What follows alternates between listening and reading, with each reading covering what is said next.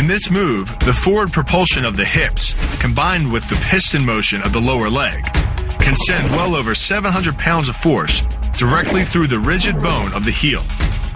This impact won't just knock an opponent down. The force is enough to permanently damage his kneecap. This roundhouse kick is designed for maximum impact. With the powerful muscles of the thigh yanking the tendon over the knee, the foot accelerates from 0 to 21 miles per hour in just 1/3 of a second. Combine that with the reinforced shoe, and this kick can drive the nose bone back up into the brain.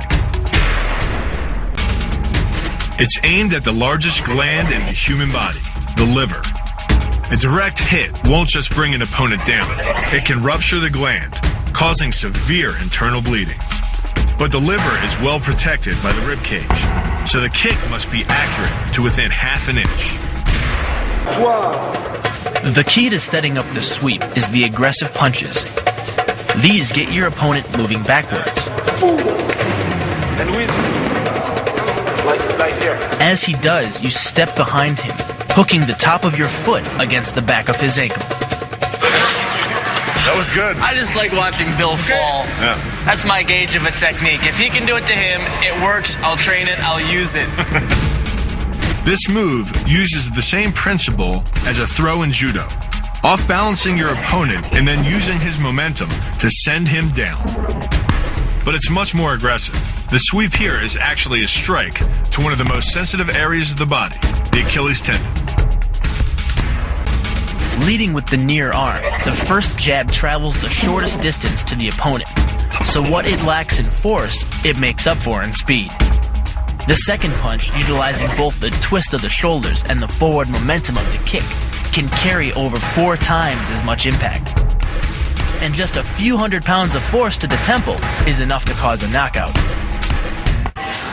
Data from the dummy, combined with motion capture of Steve's punch, provides an inside view of devastation. When Steve's 1,000-pound punch lands, it sends the brain sliding inside the skull. A chain reaction occurs.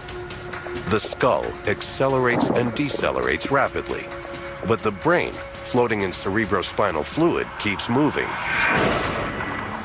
The brain recoils toward the back of the head, causing trauma from the rear. It then snaps to the front of the skull, multiplying the damage. Trauma from both sides. Neurotransmitters fire. An electrical storm short-circuits the nerves. Doctors call it a severe concussion. We call it a knockout.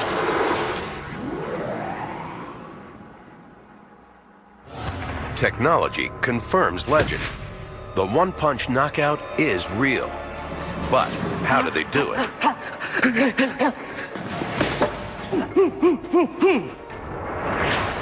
The secret of boxing is known as kinetic linking, a perfect flow of energy through the entire body. Motion capture shows that the punch starts not in the fist, but the feet. The rear foot drives backwards into the ground. Like links in a chain, the energy travels up the leg, twists through the hips, and into the large muscles of the back, chest, and shoulders. Like the coiling and cracking of a whip, the energy multiplies through leverage as it flows through the body, travels out the arm and fist, and snaps into the opponent. And yes, size does matter. The bigger the puncher, the more mass in the whiplash. Momentum of your forward step, the twist of your torso, and the swing of the rifle. The butt stroke can strike your opponent at over 18 miles per hour, carrying well over 550 pounds of force. That's enough to drive a 16-penny nail through nearly 2 inches of pressure-treated wood. Add a follow-up slash and thrust with a bayonet, and the butt stroke becomes a real killer. But the real damage from the knee bar doesn't come from gravity. It comes from leverage.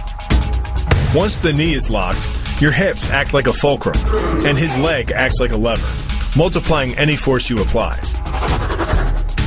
So even though the ligaments and tendons around the knee can sustain 1,700 newtons of force, the knee bar can load a lot more than that, enough to completely destroy the joint. To do that, the Marine pushes his opponent at a location above the center of mass, while using his sweeping leg to create a tripping point, which is below his opponent's center of mass. Once the loss of stability has occurred, gravity does the work, and the damage. On the ground and on his back, your opponent is now vulnerable to any number of finishing strikes. Working much like a nutcracker, your forearm and biceps apply pressure to your opponent's carotid arteries. Located on either side of the trachea, these two arteries are the only way to get blood to the brain. It can take less pressure than squeezing an orange to stop the flow of blood to the arteries. And with no blood flow, the brain shuts down almost instantly. Fight over. By taking control of your opponent's leg, you turn his hip into a pivot point. And there are two forces being imparted about the pivot point, one by the arm above and one by the sweep below. These forces act as a couple, resulting in your opponent's rotation that slams him right to the deck. And given the speed of rotation and the force of gravity, that impact could cause permanent injury. So all the energy of the move must come from the momentum and the acceleration of the kick. The stagnant motion of the lower leg functions much like a cage spring. When unleashed, the kick reaches impact speeds of 20 miles per hour and delivers up to 400 pounds of force to the chest. The key to this synergy of speed and power is punch technique, punch location, and punch frequency. With your elbows tucked in behind your face,